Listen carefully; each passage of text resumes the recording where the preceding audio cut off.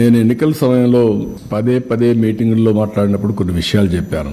అందులో నేను ప్రధానంగా చెప్పింది ఆర్థిక వ్యవస్థ చిన్నాభిన్నమైంది. వ్యవస్థలన్నీ కూడా పూర్తిగా విధ్వంసానికి గురైనాయి.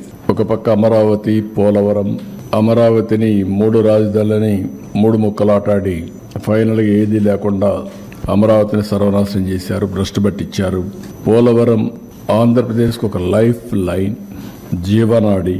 అలాంటి అమరావతి పూర్తిగా అంటే పోలవరాన్ని గోదావరిలో కలిపేశారు.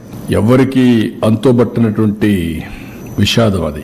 ఈ విధంగా ఒక్కోటి కాకుండా ఎవ్వరికి ఫ్రీడమ్ లేకుండా రాష్ట్రానికి రావాలన్నా ఈ రాష్ట్రంలో పుట్టిన వాళ్ళు భయపడే పరిస్థితికి వచ్చారు.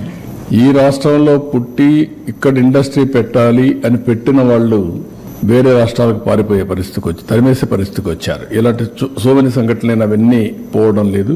ప్రజలకు ఒక్కసారి గుర్తు చేస్తున్నాం.